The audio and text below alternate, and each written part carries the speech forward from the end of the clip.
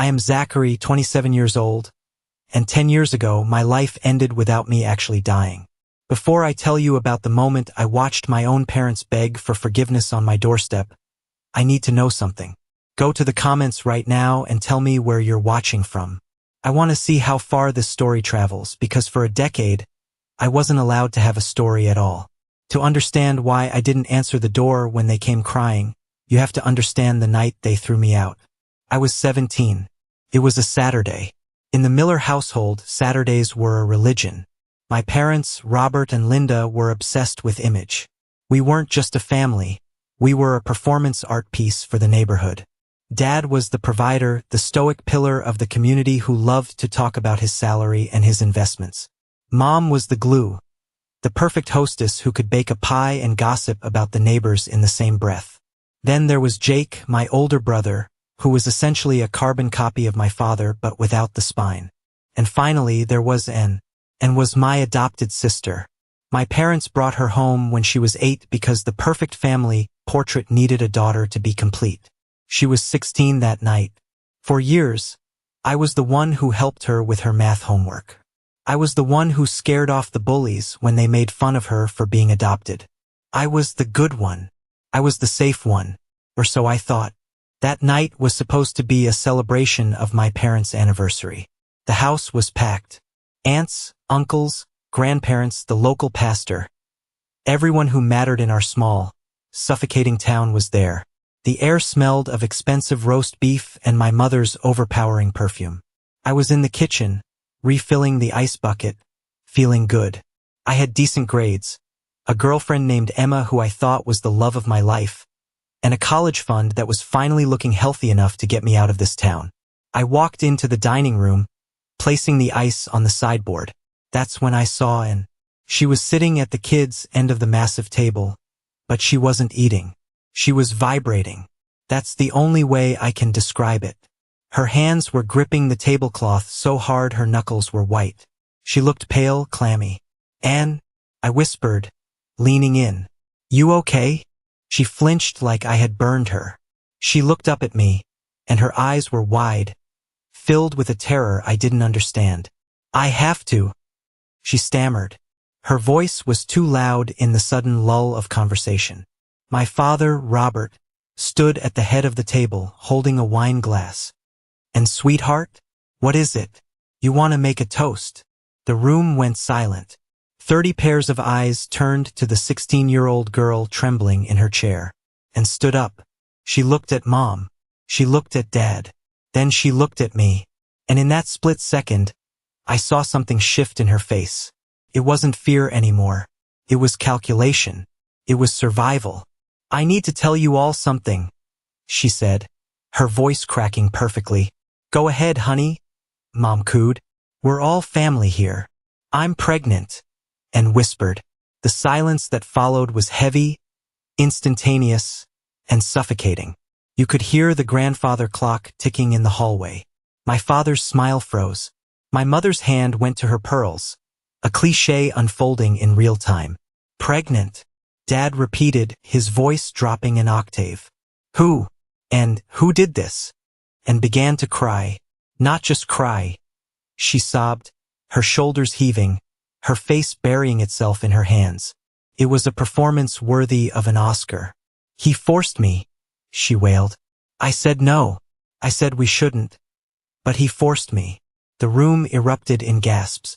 My uncle stood up. "Who, Anne? Give us a name." She lifted a shaking finger. She didn't point at the door. She didn't point at the invisible boyfriend nobody knew about. She pointed at me. "Jackson," she choked out. "It was Jackson. My name isn't Jackson. Zachary." But in that moment, she called me by my middle name, the name only family used when they were serious. "Zachary." I stood there, holding a napkin, my brain completely short-circuiting. It was like she was speaking a foreign language. "What? And what are you talking about? That's sick." I looked at my dad, expecting him to laugh, expecting him to say, "Don't be ridiculous," and "Zach is your brother." But he wasn't laughing. His face had turned a shade of purple I'd never seen before.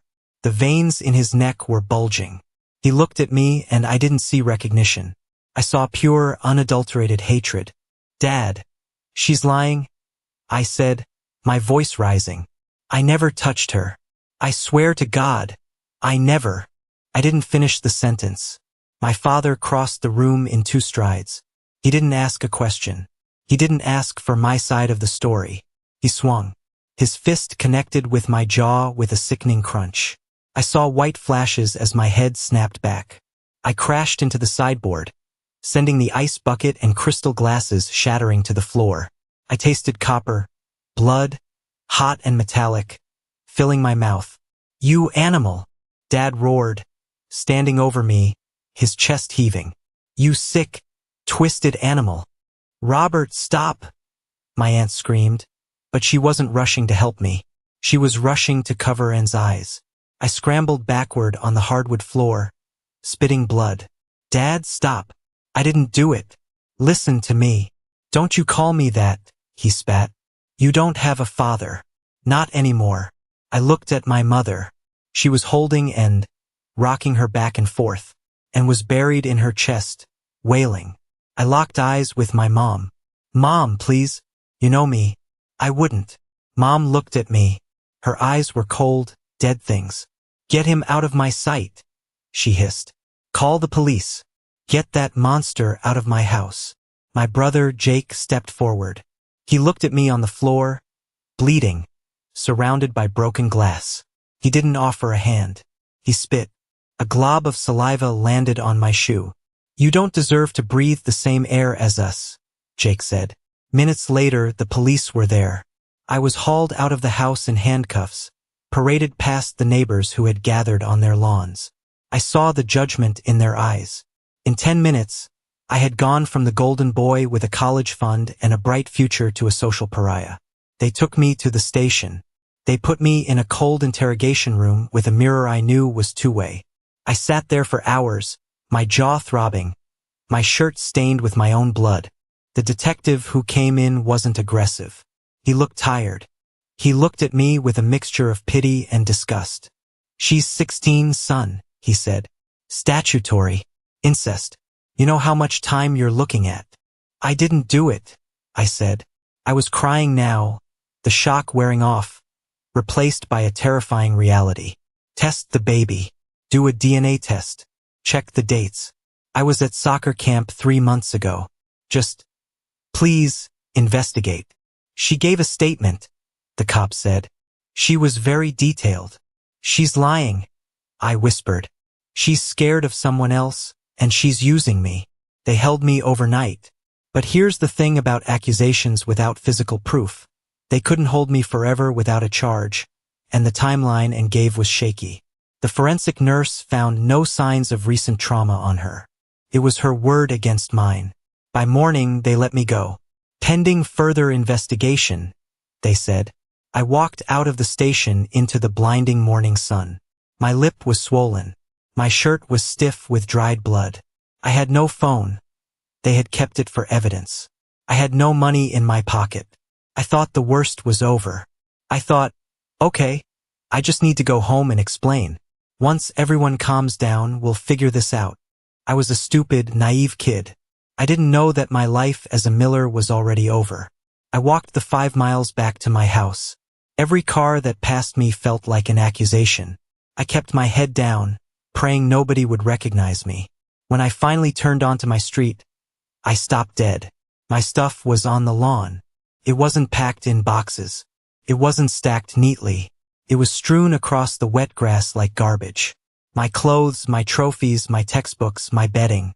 My laptop was smashed, the screen shattered, lying next to the sprinkler head. The front door opened. My father stepped out.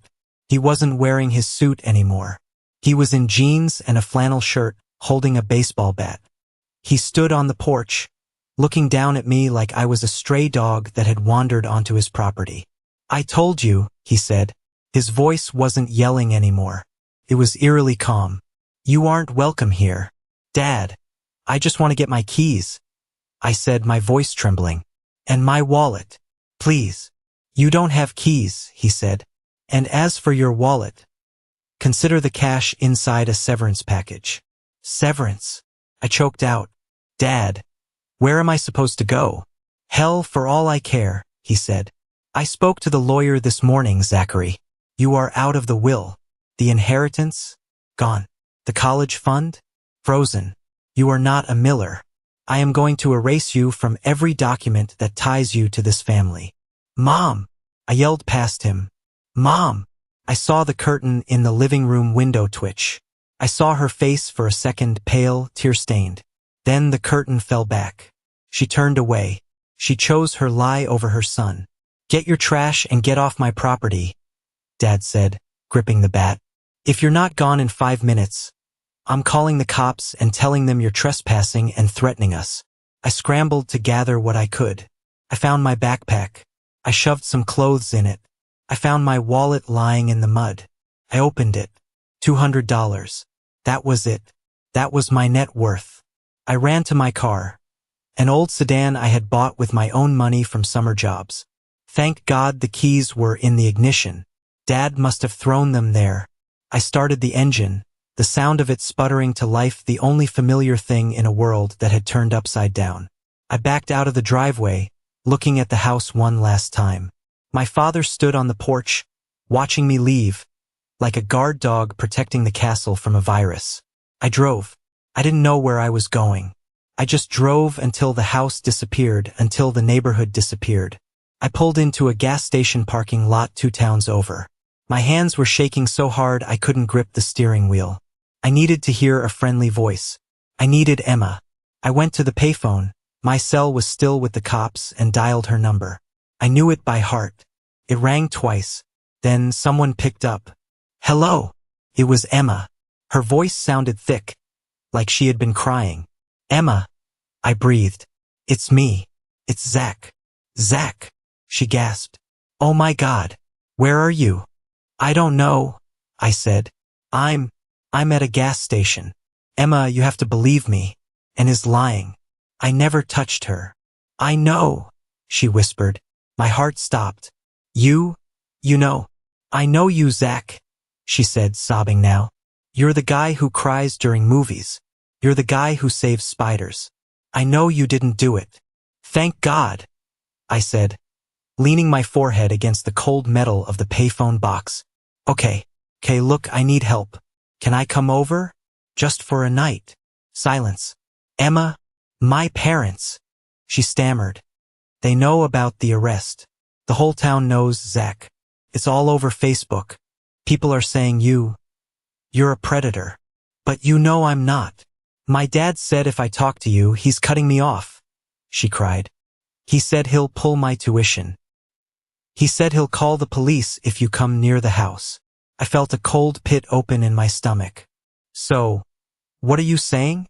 I can't lose my family, Zach, she wept. I can't. I'm sorry. Please don't call again. Click. The dial tone hummed in my ear. A flat, monotonous sound that signaled the end of my life. My family disowned me. My girlfriend left me. My name was Mud. I got back in my car. I screamed. I screamed until my throat bled, pounding the steering wheel until my knuckles bruised. Then I cried. I cried for the boy who woke up that morning thinking about college applications. That boy was dead. I started driving again. I didn't have a map. I just drove west. I drove until the sun went down. I drove until the gas light blinked red. For the next week, I lived in that car. I learned very quickly what it means to be invisible. I parked in Walmart parking lots, sleeping with one eye open, terrified of a flashlight tapping on the window. I washed my face in gas station bathrooms using harsh brown paper towels. I ate cheap. A loaf of bread and peanut butter lasted 3 days. But the $200 was draining fast. Gas was expensive. By day 7, I was in a town called Maplewood, 3 states away. I was starving. Not the kind of hungry you feel when you skip lunch. I mean starving. My stomach was cramping. My head felt light and floaty. I smelled like sweat and old upholstery. My car sputtered and died right as I rolled into the parking lot of a rundown diner called Andy's Grill. It was fate or maybe just bad luck running out of gas. I sat there for an hour watching people go in and out. I saw them eating burgers through the window. I could practically taste the grease. I looked at myself in the rearview mirror. I looked insane. My hair was matted. Stubble was patching across my jaw. My eyes were sunken. You have to do something, I told myself, or you're going to die in this car. I got out. My legs felt like jelly. I walked to the diner door. There was a sign taped to the glass, handwritten in black marker. Help wanted. Dishwasher. Cash pay. I pushed the door open. A bell jingled. The smell of frying bacon hit me like a physical blow. A man was behind the counter. He looked like he was carved out of granite. Big, bald, with a gray beard and forearms the size of ham hocks. He was wiping down the counter with a rag that looked older than me. He looked up. His eyes narrowed as he scanned me. My dirty clothes, my shaking hands, the desperation radiating off me. We ain't a shelter, kid, he rumbled. His voice sounded like gravel in a blender. Buy something or get out. I saw the sign, I rasped. My voice was hoarse from days of silence. For the dishwasher. He stopped wiping. He looked at the sign, then back at me. You ever washed a dish in your life? Yes, sir. I lied. I work hard. I need a job. He looked at my shoes. They were expensive sneakers, now covered in mud. He looked at the bruise on my jaw, which was turning a sickly yellow-green. Runaway? He asked. It wasn't an accusation, just a fact. I need a job, I repeated. Please. He stared at me for a long, uncomfortable minute. Then he grunted. He reached under the counter and pulled out a basket of fries and a burger that looked like a mistake order. He slid it across the counter. Eat, he said. Then you wash. If you break anything, I break you. I didn't wait for a fork. I ate with my hands, shoving the food into my mouth, not caring that grease was dripping onto my chin. It was the best meal I had ever had. That was how I met Andy. And that was the day Zachary Miller truly vanished. The kitchen at Andy's Grill was a hellhole, and I loved it.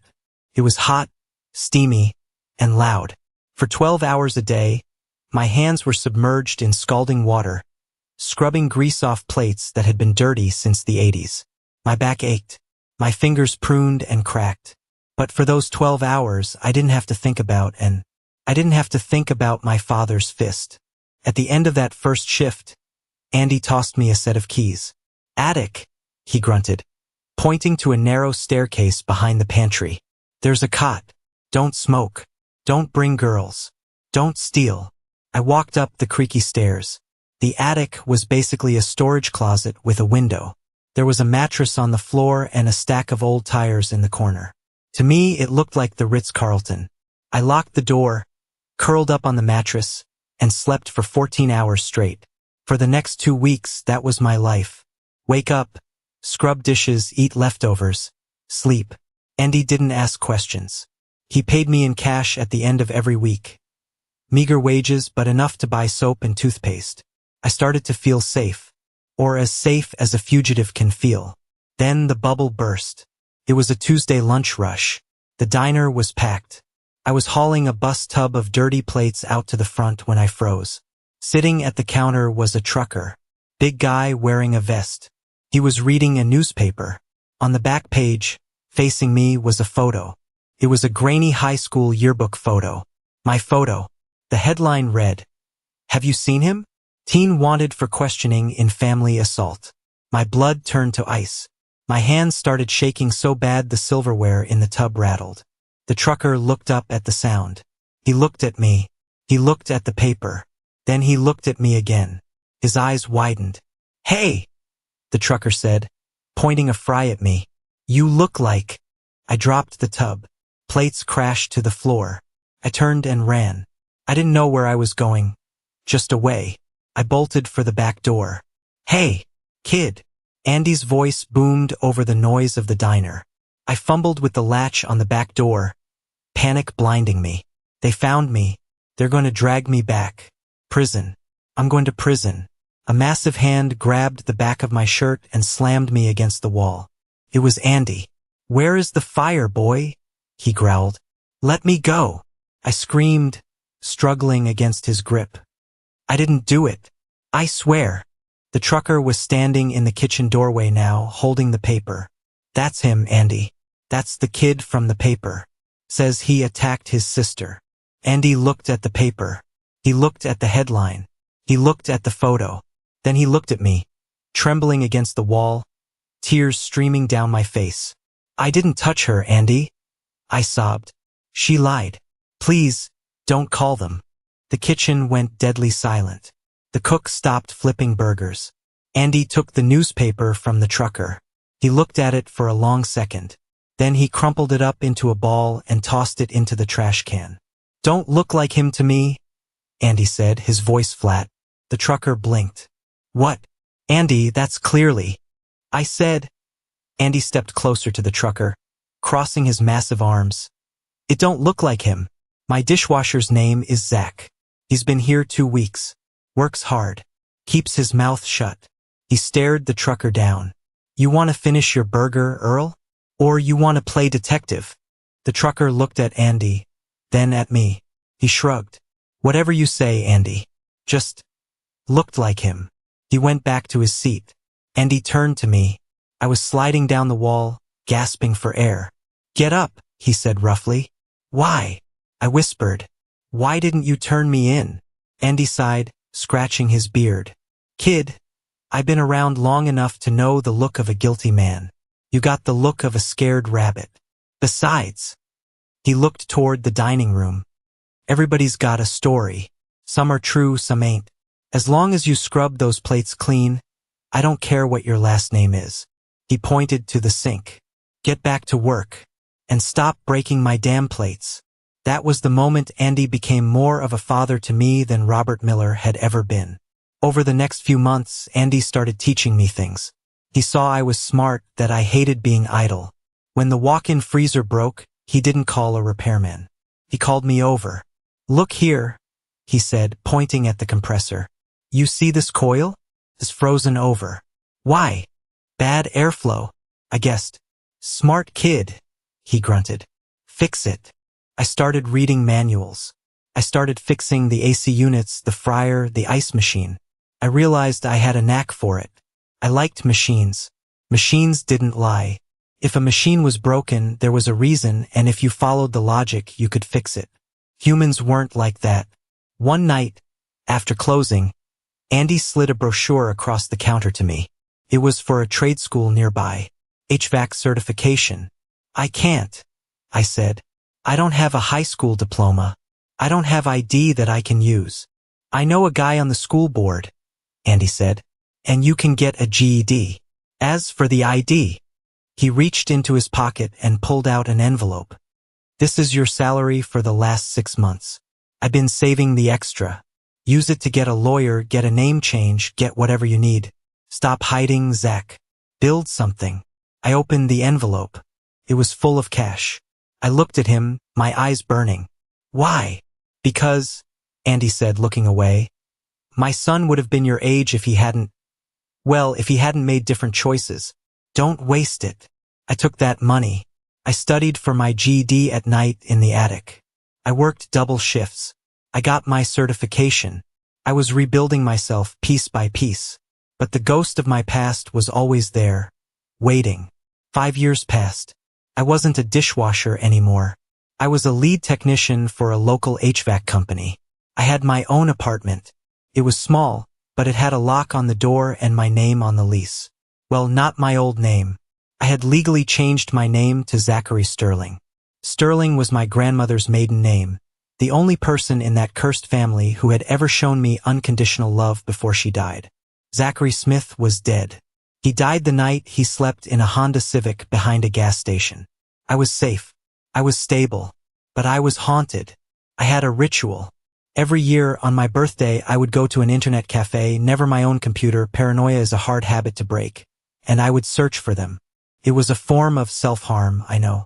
But I needed to know. That year, I found Anne's Facebook profile. It was public. I scrolled, and my breath caught in my throat. There were photos of a party. A welcome home party for Anne. And there, in the center of the photo, was Anne holding a baby. A little girl. maybe 4 years old. The caption read, "Happy 4th birthday to my little miracle, Lily. So blessed to have such a supportive family." My parents were in the photo. Dad was smiling, a genuine smile I hadn't seen in years. Mom was holding the cake. They looked happy. They looked perfect. Wait, the math. And accused me when she was 16. The baby was 4 now. That meant she kept the baby. That meant my parents were raising the child of the assault. And they looked so guilt-free. They were playing grandparents to the child born from a lie. I felt a surge of bile in my throat. I wanted to smash the screen. How could they sleep at night? How could they celebrate birthdays and holidays while I was erased? But then I saw something else. A comment from my brother Jake. "Best niece ever. Glad we kept the circle tight." Kept the circle tight. That was their code for protected the lie. I logged off. I walked out into the rain. I stood on the sidewalk and made a vow. I will never let them hurt me again. I will become so successful, so untouchable, that their opinion of me doesn't matter. I threw myself into my work. I became a machine. I took every overtime shift. I volunteered for the crawlspace jobs nobody wanted. One summer, I was working with a guy named Derek. Derek was a new hire, young, kinda clumsy, but a good kid. We were servicing a unit in a high-end mansion. The owner was a wealthy woman who watched us like a hawk. While we were packing up, the woman came screaming out of the kitchen. "My ring!" she shrieked. "I left my diamond ring on the counter. It's gone. You stole it." She pointed a manicured finger right at Derek. Derek went pale. "Ma'am, I didn't. I was in the basement the whole time." "You're a thief," she yelled. "I'm calling the police. I'm calling your boss." I saw the look in Derek's eyes. It was the same look I had in the dining room 10 years ago. Pure terror. The realization that the truth doesn't matter when power is involved. I stepped in front of Derek. "Ma'am, nobody is calling anyone yet," I said, my voice low and steady. "Excuse me?" she snapped. "Empty your pockets." "We will," I said. "But first, I'm going to check the return vent in the kitchen." "Why?" "Because you have a high-velocity system," I explained calmly. "And if you put a light ring next to a return vent when the fan kicks on." I walked into the kitchen. I unscrewed the vent cover on the wall. I reached my hand deep into the ductwork. I felt around the dust and debris.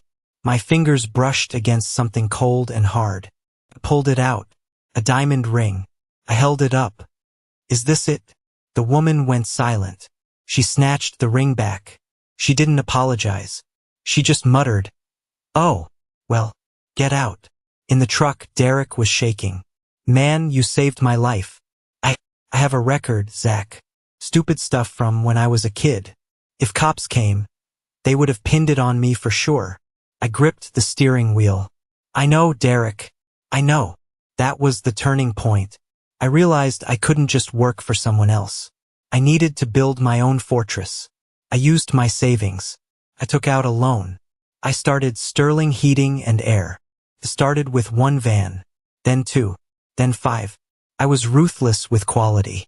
I hired guys like Derek, guys who needed a second chance but had good hands. We showed up on time. We didn't overcharge. In a town of scammers, integrity was a unique selling proposition. By the time I was 27, I had a fleet of 10 trucks. I had a receptionist. I had a reputation. I was making a salary that dwarfed what my father ever made. I bought a house, a real house with a yard for a dog I named Buster. I had done it. I had won. But victory is lonely. I had dated a few women, but I always pushed them away. As soon as things got serious, as soon as they asked about my family, I shut down. I couldn't risk it. I couldn't risk another Emma. I thought I was safe. I thought the wall I built was high enough. But walls don't stop phone calls. Life has a funny way of letting you think you've outrun the storm, just before the hurricane tears the roof off. It was a Tuesday in early November. I remember the date perfectly because I had just closed the biggest contract in the history of Sterling Heating and Air. We had secured the bid for a massive new commercial complex downtown. It was the kind of deal that meant financial security wasn't just a goal anymore. It was a reality. I was sitting in my office, staring at the signed contract. The ink was still wet. I should have been popping champagne. I should have been calling friends. But I was sitting there, listening to the hum of the server in the corner, feeling that familiar, cold hollow in my chest. Success is a strange thing when you have no one to share it with. You build a castle, but if you lock the gates to keep everyone out, it's just a really expensive prison. My receptionist, Sarah, buzzed in on the intercom. Zach. Her voice sounded hesitant. Sarah knew the rules. Never interrupt me during budget hours unless the building is on fire. I pressed the button. This better be good, Sarah. It's a woman, Sarah said, dropping her voice to a whisper. She says her name is Emma. She says she has information about your family. She sounds like she's crying, Zach. The pen I was holding snapped. Just like that. A clean break of black plastic, ink bleeding onto my thumb. Emma. The name hit me like a physical blow to the solar plexus. For 10 years, I had trained myself not to say that name. I had trained myself to forget the sound of her laugh, the way she smelled like vanilla, and the way she had whispered, I can't lose my family, before hanging up on me and leaving me to die in a parking lot. Tell her to get lost, I snarled, wiping the ink off my hand with a tissue. Tell her if she calls again. I'm blocking the number. Zach, wait, Sarah pleaded. She said the police are involved. She said, and is in handcuffs. The world stopped spinning. The background noise of the office. The phones ringing, the technicians laughing in the break room, the traffic outside. All of it vanished. There was just the buzzing of the fluorescent light above me and the pounding of my own heart in my ears. Handcuffs. I looked at the phone. It was blinking red. One line. One connection to the past I had buried under layers of concrete and cash. I picked it up. My hand wasn't shaking. It was rock steady. That terrified me more than anything. This is Sterling, I said. My voice was a stranger's voice. Low. Metallic. Zach. I closed my eyes. Hearing her voice was like touching a live wire. It was older, deeper, stripped of the teenage innocence I remembered. But it was undeniably her. You have 30 seconds, Emma, I said. Start talking. I didn't think you'd answer, she stammered, her breath hitching. I'm sorry. I know I have no right. I know you hate me. 20 seconds. It's Anne, she rushed out. She's been arrested, Zach. It's all over. The lies. Everything. She's in the county jail. I leaned back in my leather chair, staring at the ceiling. What did she do? Shoplifting? DUI? No, Emma whispered. She did it again. She accused someone else. I sat up straight, the leather creaking beneath me. A cold chill ran down my spine, sharper than any winter wind. Who? I demanded. A man named David Kenderson, Emma said. He's a developer, wealthy, older, and was working as his assistant. Last week she went to HR. She went to the police. She told them he forced himself on her in his office. She told them she was pregnant. I felt nauseous. It was the same script, the exact same performance. The tears, the accusation, the pregnancy card. It was a play she had written 10 years ago, and I was the original cast member. Let me guess, I said, bitterness coating my tongue like acid. David is ruined. His wife left him. He's sleeping in his car. No, Emma said, and this time, there was a strange note in her voice. Awe? Fear? That's the thing, Zach. David isn't you. David was ready. What do you mean? He knew she was unstable, Emma explained. Apparently, she had been dropping hints, trying to blackmail him for a promotion and a raise for months. When she finally pulled the trigger and went to the cops, David didn't panic. He called his lawyer, a shark from the city. I listened, gripped by the story. I was imagining this man, this David Kenderson, standing tall where I had crumbled. He had cameras, Zach, Emma continued. Hidden cameras in his office. Audio recordings. He had proof that she came onto him, that he rejected her, and that she threatened to ruin him like she ruined her brother, if he didn't pay up. She said that. I whispered. She mentioned me? She was recorded saying it, Emma confirmed. When the police played the tape for her, she broke. She didn't just confess to framing David. She confessed to everything. The detectives pressed her. They pulled up your old file. They asked about the pattern. My throat felt tight, like a hand was squeezing it. And, she told them, Emma was crying now, audible sobs coming through the line. She told them about the night at the dinner table. She told them you never touched her. She told them the baby, Lily, isn't yours. Who? I asked. I needed a name. I needed a face to put on 10 years of nightmares. Who was the father? A guy named Vernon, Emma said. A local drug dealer she met behind the bleachers. He was 19. When she told him she was pregnant, he laughed at her. He said if she told anyone, he'd kill her. He skipped town the next day. I closed my eyes, visualizing the scene. A scared 16-year-old girl. A dangerous boyfriend. A belly full of consequences. And there I was, Zachary, the brother who helped with homework. The brother who never fought back. The safe target. I was a shield, I murmured. I wasn't a monster. I was just a human shield for her mistakes. She chose you because she knew everyone would believe her, Emma said, her voice trembling with guilt. She chose you because you were good, Zach. Because you were the golden child's protector. She weaponized your kindness against you. Silence stretched between us. The truth was out. It was floating in the air, heavy and undeniable. But it didn't feel like a victory. Felt like an amputation. I looked at the framed certification on my wall, the one Andy had paid for. I looked at my hands, rough from years of manual labor. Zach, Emma asked softly, are you still there? Why are you calling, Emma? I asked, my voice devoid of emotion. Why now? Why not 5 years ago?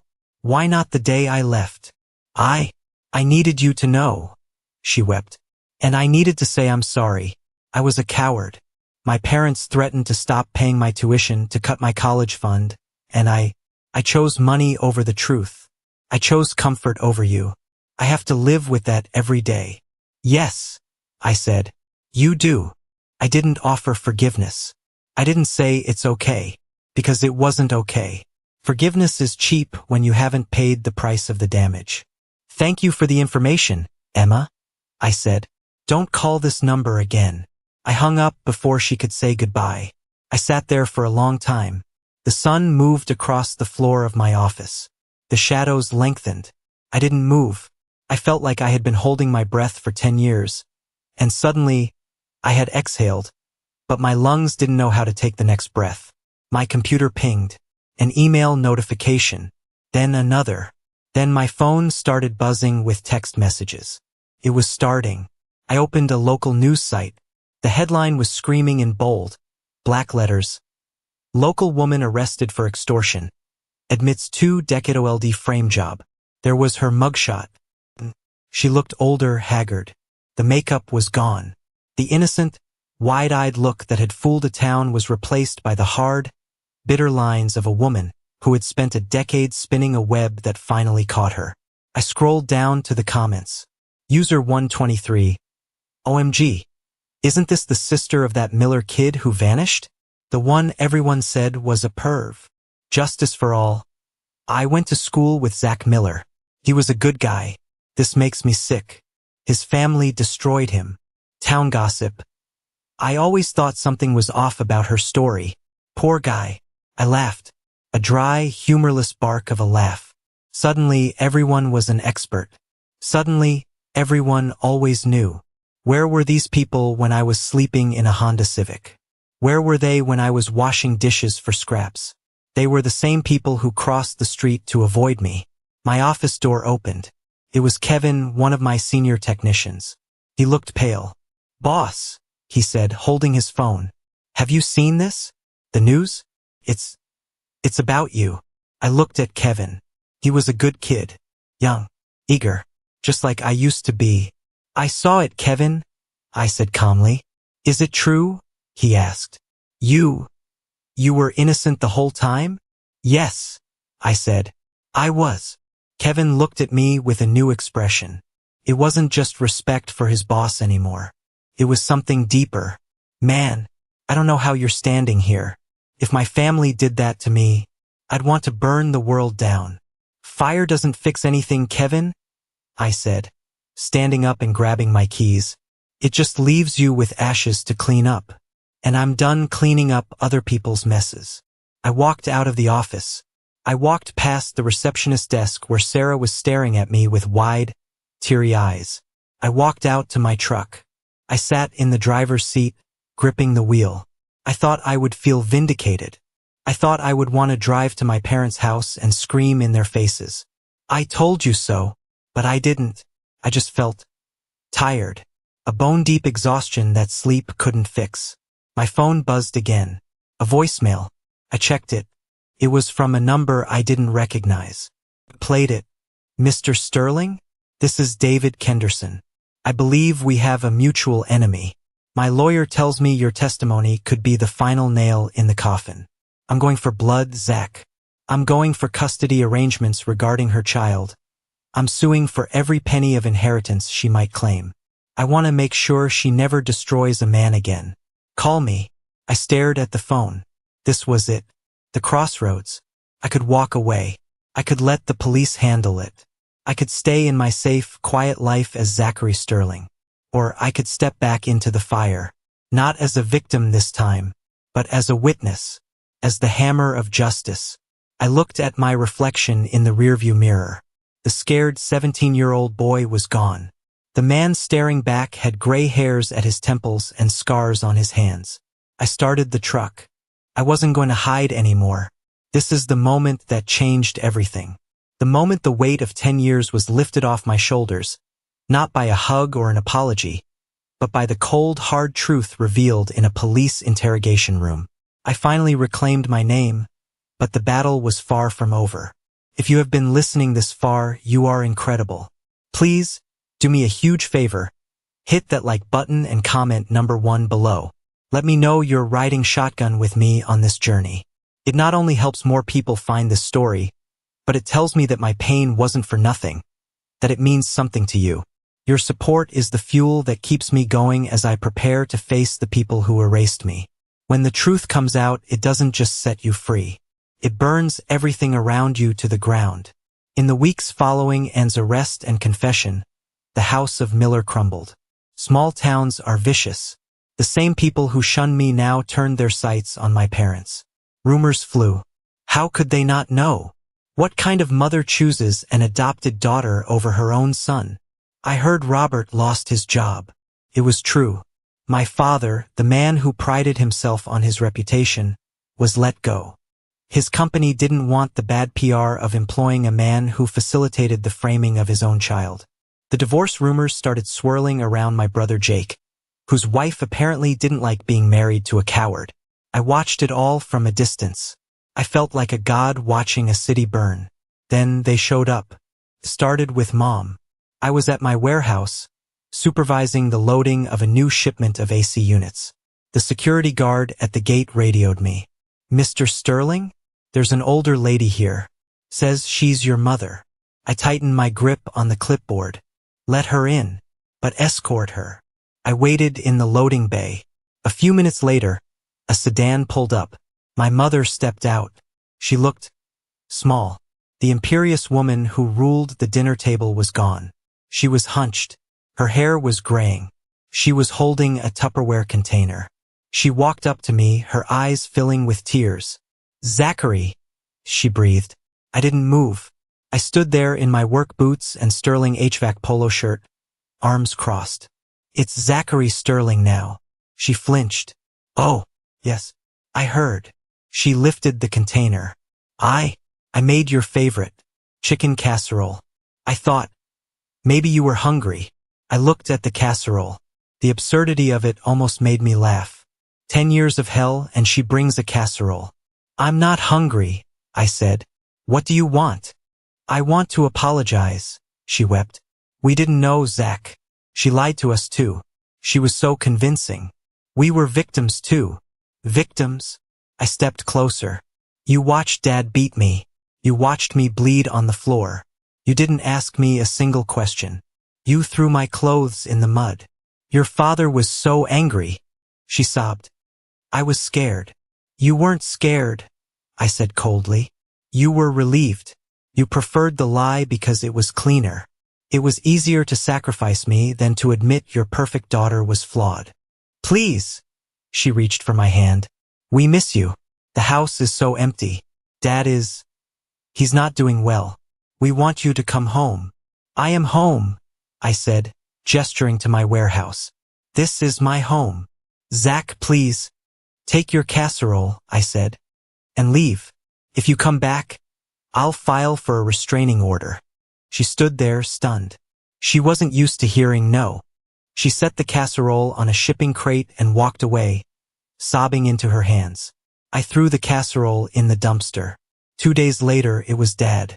He didn't come with food. He came with attitude.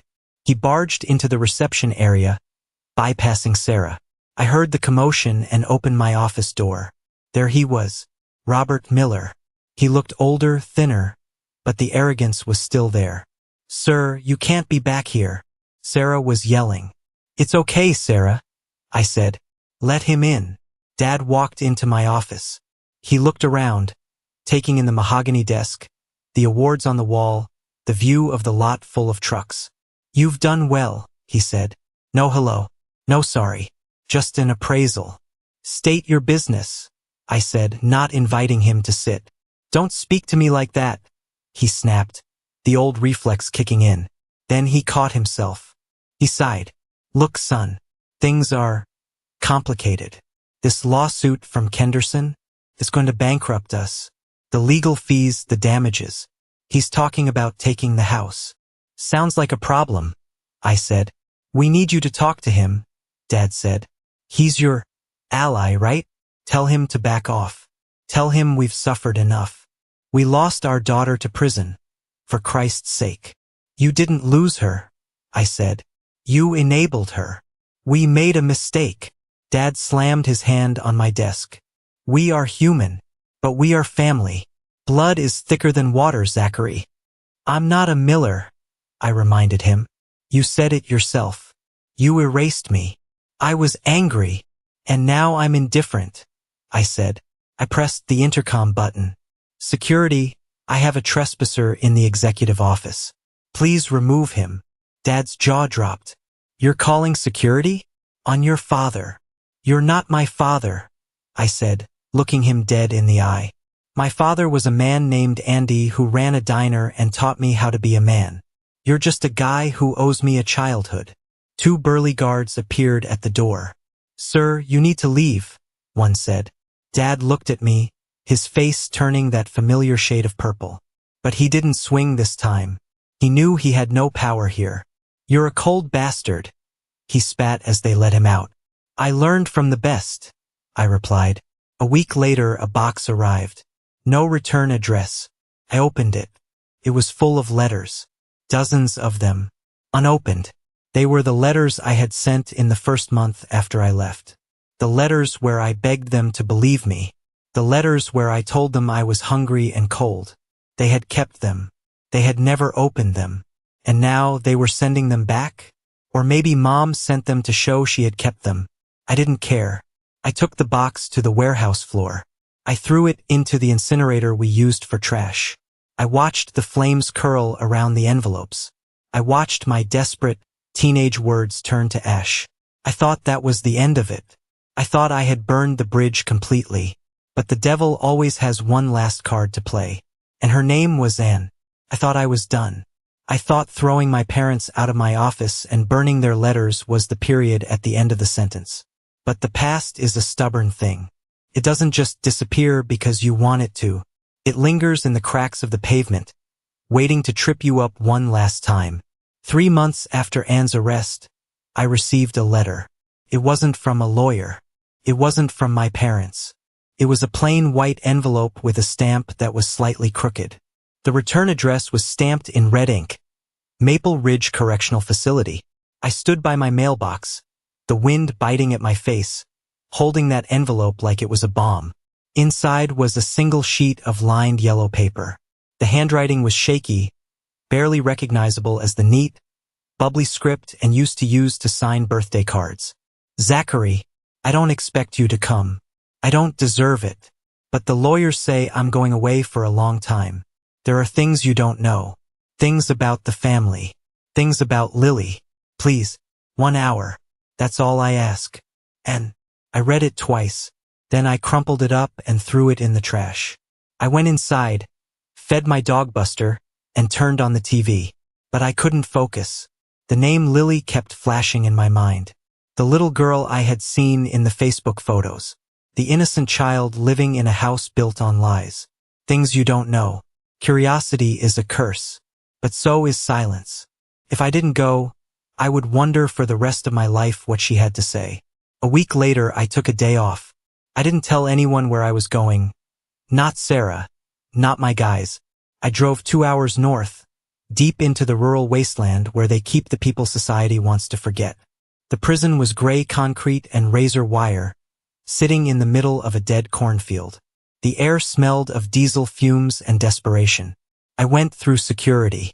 I surrendered my phone, my keys, my wallet. I felt naked without them. The guards patted me down with indifferent hands. Visitor for inmate 8940, the guard grunted. Booth 4. I walked into the visitation room. It was cold. A long row of plexiglass windows separated the free from the caged. I sat down at booth 4. The plastic chair was hard and bolted to the floor. A few minutes later, a door buzzed on the other side, and walked in. I barely recognized her. The golden hair was dull and pulled back in a severe bun. Her face, once plump with youth and arrogance, was gaunt. Her skin was sallow. She looked 20 years older than 26. She sat down. She didn't look at me. She picked up the receiver. I picked up mine. You came, she said. Her voice was tinny through the phone, stripped of its old musical quality. I had a free afternoon, I lied. My voice was steady, cold. You said you had information. Talk. She looked up then. Her eyes were red-rimmed. You look good, Zach. You look strong. I look like a man who survived, I said. Don't try to butter me up, and we aren't siblings. We aren't friends. You are the person who stole 10 years of my life. Why am I here? She flinched. She looked down at her hands, twisting a piece of loose thread on her orange jumpsuit. I wanted to say I'm sorry, she whispered. I know it doesn't mean anything now, but being in here, stripping everything away, I see what I did. Why? I asked, the question that had burned a hole in my gut for a decade. Why me? I helped you with your homework. I defended you from bullies. I was the only one who truly treated you like blood. Why did you pick me to destroy? She let out a shuddering breath. Because you were safe. I stared at her. Safe. Vernon, the real father, he was scary, Zach. He had a gun. He told me if I named him, he'd hurt me. He'd hurt the baby. She looked at me, pleading for understanding. But you were Zach. You were the gentle one. You were the good son. I thought you would just deny it and Mom and Dad would handle it quietly. I thought maybe they'd send me away for a while or get me an abortion. I didn't think. You didn't think they would throw me out like garbage? I finished for her. I panicked, she cried, tears tracking down her hollow cheeks. And then, once the lie was out, everyone believed it so fast. Dad was so angry. Mom was so dramatic. I couldn't take it back. If I admitted I lied, they would have hated me too. I was scared of being alone. So you made sure I was the one who was alone, I said. You traded my life for your comfort. That's not panic. And that's evil. She nodded, sobbing silently. I know. I deserve this. I deserve to be in here. Is that all? I asked, preparing to hang up. You wanted to give me a history lesson on your cowardice? No, she said quickly, pressing her hand against the glass. It's about Lily. I froze. What about her? She's 10 now, and said, she's smart. She asks questions about her father. My stomach tightened. And Mom and Dad, and hesitated, looking terrified. They never told her the truth. Even now. Even after the arrest. What do you mean? They told her you are her father. And whispered. They told her you were a bad man who hurt me and ran away. They showed her your picture, Zach. The one from high school. She hates you. She thinks you abandoned her. I felt the blood drain from my face. My hands clenched into fists so tight my fingernails dug into my palms. They did what? I hissed. They didn't want to admit they were wrong, and said.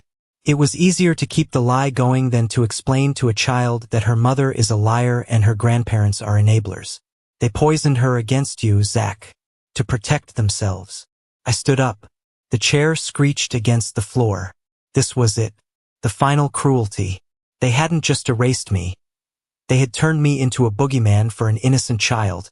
They had weaponized a little girl's mind to cover their own shame. You tell them, I said, my voice shaking with rage. You tell them that if they don't tell that girl the truth, the real truth, I will sue for defamation so hard they won't have a house to sleep in. I will put their names on every billboard in this county. I can't, and wailed. I'm in here. They won't listen to me anymore. Then that's your problem, I said. You built this house of cards. Watch it fall. I looked at her one last time. I didn't see a sister. I didn't see a victim. I saw a stranger who had consumed everything in her path to save herself. I hope it was worth it, I said. I hope the 10 years of comfort were worth dying in a cage. Zach, please, she screamed as I turned away. Don't leave me. You're the only one who knows the truth. Please. I didn't look back. I walked out of the visitation room. I walked through the heavy steel doors. I walked out into the gray afternoon.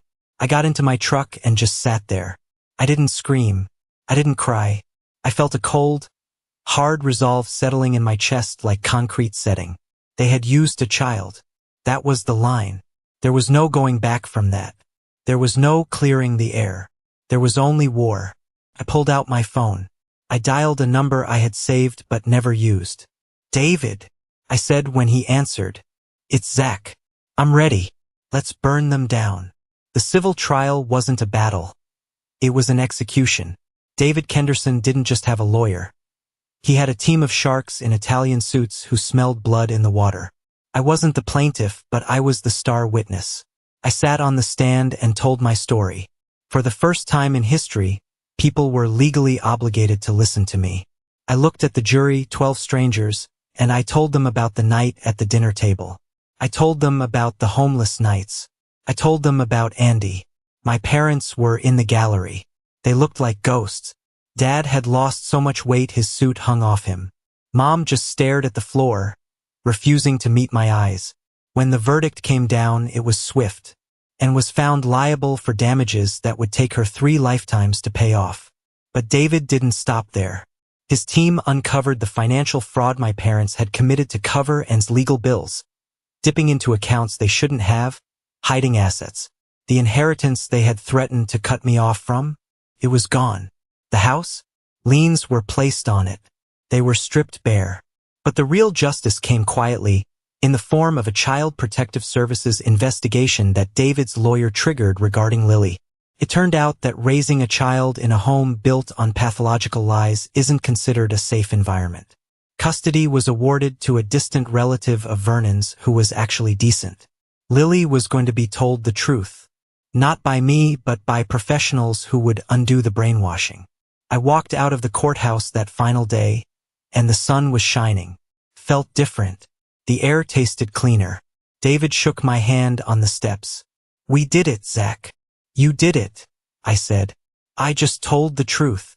The truth is a weapon, he said. You wielded it well. Life moved on. And this time it moved forward. I met Rachel about 6 months later. She was a graphic designer I hired to rebrand the company fleet. I walked into the conference room, and she was laying out logo samples. She looked up, tucked a strand of dark hair behind her ear, and smiled. You must be the man who built the empire, she said. I'm just the guy who fixes the AC, I replied. We went to dinner that night. I didn't mean to tell her everything, but Rachel had a way of listening. A stillness that made you want to fill the silence. I told her about the prison. I told her about the trial. I told her about Andy. She didn't look at me with pity. She reached across the table and took my hand. Her skin was warm. "You're not broken, Zach," she said firmly. "You're just forged. Like steel. It makes you stronger." 2 years passed. We moved in together. We got engaged. Andy, now retired and grumbling about his arthritis, moved into the guest cottage on our property so I could keep an eye on him. I had everything. A thriving business. A woman who loved me. A father figure who respected me. A dog that adored me. Then came the final test. It was a Tuesday night, almost midnight. Rachel was asleep beside me. My phone buzzed on the nightstand. I rolled over, squinting at the screen. Unknown number. I knew. Somehow I knew. I slipped out of bed and went to the balcony. The night air was cool. I accepted the call, but I didn't speak. "Zachary." It was Dad. His voice was a wreck. Raspy, weak, wet. "It's Robert," he said. He couldn't even call himself Dad anymore. I don't have much time, son. The doctors, it's stage 4. Pancreatic. It moved fast. I listened to the sound of his breathing. It sounded like a rattle in a broken vent. "I'm scared, Zach," he whispered. The arrogance was gone. The rage was gone. All that was left was a dying old man terrified of the dark. "I don't want to die knowing you hate me. I don't want to leave this world with this distance. Please, can you come? Just for 5 minutes? I need to hear you say you forgive me. I need it for my soul." I looked out at the backyard. I saw the moon reflecting off the pool I had built. I saw the light on in the guest cottage where Andy was sleeping safe and sound. I thought about the boy spitting blood on the dining room floor. I thought about the cold nights in the Honda Civic. I thought about Lily, lied to for 10 years. Forgiveness. It's what movies tell you to do. They say it's for you, not them. They say you have to forgive to heal. But they are wrong. Sometimes, forgiveness is just permission for them to feel better about destroying you. He wanted absolution. He wanted me to wash his hands clean so he could face Judgment Day with a lighter conscience. He wanted to use me one last time as a priest, as a sanitizer. "Zachary," he wheezed. "Are you there? Please, son." "Robert," I said. My voice was calm, peaceful. "My father is sleeping in the guest cottage. You have the wrong number." "No, wait. Don't." I ended the call. Then I did something else. I blocked the number. I blocked Mom's number. I stood there for a moment waiting for the guilt, waiting for the regret, but it never came. Instead, I felt light, weightless. I walked back into the bedroom. Rachel stirred, opening one eye. "Who was that?" she murmured sleepily. "Wrong number," I whispered. I climbed back into bed and pulled her close. "Just a spam caller." She hummed, snuggling into my chest. "Love you. Love you too." The next week, I read the obituary in the paper. Robert Miller, 62. The funeral was private. I didn't go. I didn't send flowers. Instead, I took the day off. I took Andy and Rachel to a baseball game. We ate hot dogs. We screamed at the umpire. We laughed until our sides hurt. I looked at them. Andy wiping mustard off his beard, Rachel cheering for a home run, and I realized the truth. Biology is an accident. Family is a choice. They tried to erase me. They tried to turn me into a ghost. But they failed. I am not a ghost. I am a man who built his own world from the ashes of theirs.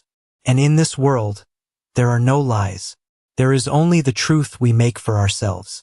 This is where my story ends. But for me, it's just the beginning of a life that finally belongs to me. I walked through fire to get here, and I know many of you are walking through your own fires right now. Family trauma is a heavy burden, but you don't have to carry it forever. You have the power to put it down. You have the power to say no. If the story touched you, if you felt that anger and that ultimate peace, please do one last thing for me. Smash that subscribe button and share this video with someone who needs to hear it. Let's build a community of survivors who know that blood isn't always thicker than water. Thank you for listening. Thank you for believing me. I'm Zachary Sterling, and I'm signing off.